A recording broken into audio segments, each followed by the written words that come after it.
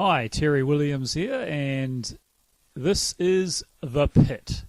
It's a training activity or problem-solving challenge you can put to pretty much any use, but I tend to use it to talk about communication and how proximity and distance can be both a good and a bad thing. There's a few twists to the tail and a few resources you need. I'll include a URL at the end of the video to a Dropbox link, a public one, so you can go and pick that up whenever you want. That file contains both the visuals that you can use to print and cut into cards and a sheet of instructions. And as with most things I do, the map is not the territory, so the instructions are options, and I very rarely follow the rules as I wrote them. I also prided myself that I invented this game, but I have a sneaking suspicion it was actually a board game done in the 1920s. Got a bit of deja vu going on that. So, The Pit.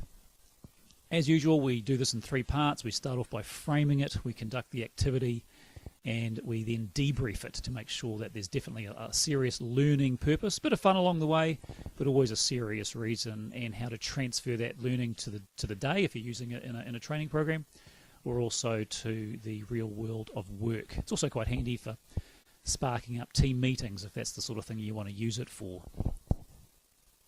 The file contains the first slide, which has a sheet of instructions. All the rest is basically commodity cards, and these contain commodities that you'd see in the news, on the share market news, such as oil, gold, wheat, diamonds, even water, and of course, being in New Zealand, we have pineapple lumps as well. Bit of comedic relief there.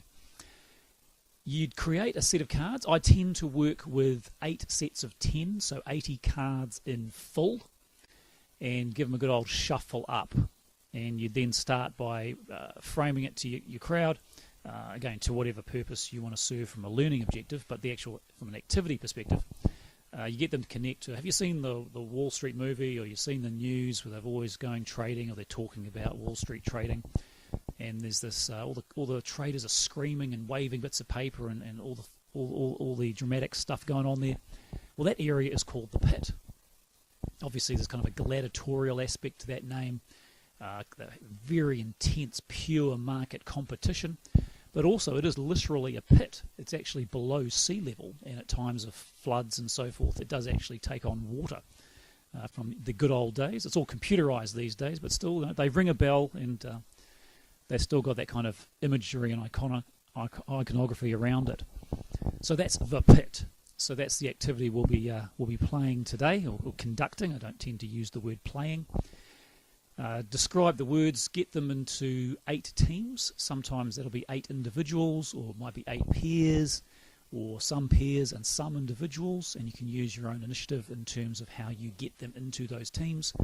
But you do need 8, I think. This is not a activity you do with 3 or 4 people, and you probably wouldn't do it with more than 24 either, because you want to have, whilst you're divvying up the cards, them chatting with each other or thinking to themselves, if they're by themselves, how they're going to do it, to come up with a strategy. Because again, that's one of the learnings, is how effective was your strategy, not just leaping into the task, but coming up with a strategy.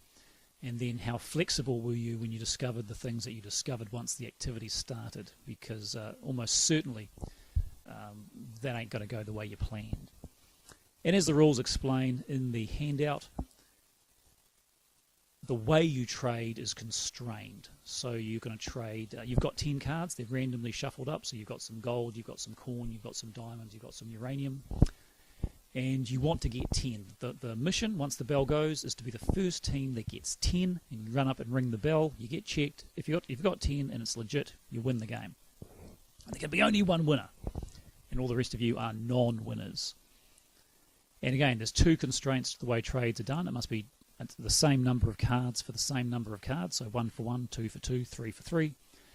And it must be secret squirrel, so you don't know what you're getting. But you must trade of the same kind. So if you're trading 3 cards, they've got to be 3 gold, or 3 uranium, or 3 diamonds. And same coming back the other way.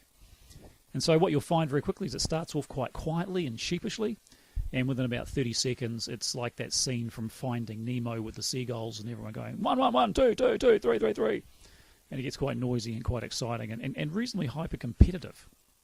But again, some people don't get into that, and that's something else you can address in the debrief, is everyone responds to competition in different ways. And eventually you get a winner. Some variations you can throw in there. Sometimes I'll deliberately advantage or disadvantage teams, give somebody 9, give somebody 11 cards, pre-range it so someone's one set of cards has only 9 in total, so they can never win.